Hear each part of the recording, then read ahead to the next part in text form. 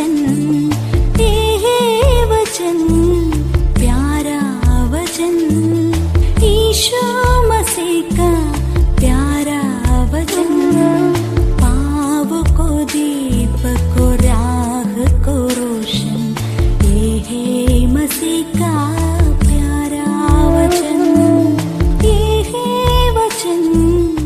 परमेश्वर के धन्य नाम की महिमा हो। प्रभात मनन के सत्र 2024 में आप सभी का बहुत ही विनम्रता के साथ स्वागत करता हूँ। आज के मनन के लिए हम एक और बार पढ़ते हैं इब्रानी अध्याय 10 पद 26 और 27। क्योंकि सच्चाई की पहचान प्राप्त करने के बाद यदि हम जानबूझकर पाप करते रहे तो पापों के लिए फिर कोई बलिदान बाकी नहीं। हाँ, दंड का एक भयानक बाट जोना और आग का ज्वलन बाकी है जो विरोधियों को भस्म कर देगा। कल हम नरक अथवा आग की झील की भयानकता पर संक्षेप में मनन किए थे। नरक की भयानकता पर चर्चा करते समय अक्सर कुछ स्वघोषित बुद्धिजीवियों के द्वारा पूछा जाने वाला एक सवाल है, इतना भयानक नरक की सृष्टि करने वाला एक परमेश्वर को एक प्रेमी पिता के रूप में कैसे हम मान सकते हैं? स्वाभाविक रूप में ये प्रश्न सुनने वालों को कुछ हद तक सोचने के लिए मजबूर कर सकता है, परंतु वचन को सही तरीके से समझने पर हमें ये बात अवश्य समझ में आएंगे कि निम्न प्रश्न बिल्कुल एक बेमतलबी प्रश्न है। निम्न विषय पर कुछ महत्वपूर्ण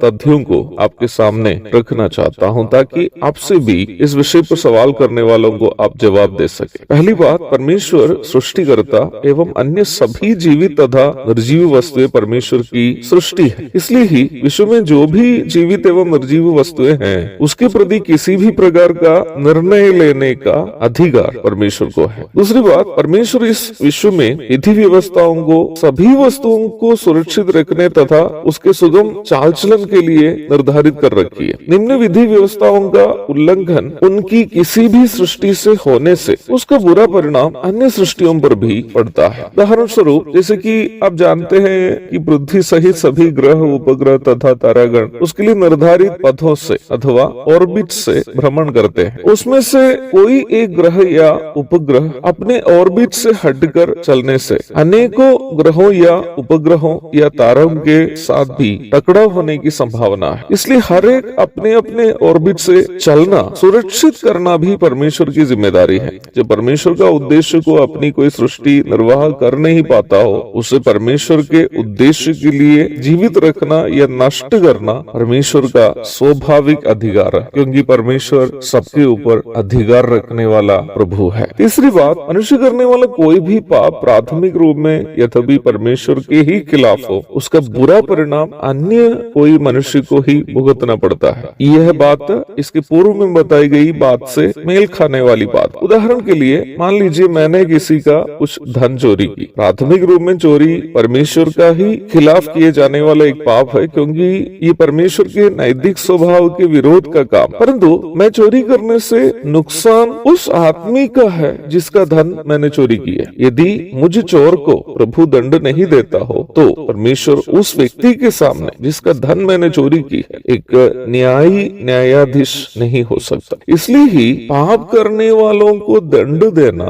जिस प्रकार एक प्रेमी पिता के रूप में प्रेम करना परमेश्वर का स्वभाव है, वैसे ही एक न्यायाधीश के रूप में दंड देना भी परमेश्वर का स्वभाव है। जब इंसाफ करने वाला एक न्यायाधीश के रूप में परमेश्वर पापी और अधर्मी को दंड देने हेतु नरक की सृष्टि की हो, उस वजह से परमेश्वर को एक प्रेमी पिता के रूप में स्वीकार नहीं कर सकता कहना वास्तव में मूर्खता होगी। परमेश्वर जैसे एक प्रेमी पिता है, वैसे ही वो धर्म से न्याय करने वाला एक न्यायाधीश भी है, और वो परमेश्वर और हमारा सृष्टिकर्ता होने के कारण उनको ऐसे करने का अधिकार भी है। यद्यपि परमेश्वर इस भयानक नरक की सृष्टि की हो, वो हमसे प्रेम करता है, इसलिए हमें उस भयानक नरक से बचाने के लिए अपना पुत्र को इस संसार में भेजा। नरक में यदि मैं और आप होते तो जो दंड मेरे और आपके ऊपर आने वाला था, उस पूरे दंड को अपने पुत्र प्रभु यीशु मसीह पर, जो पाप से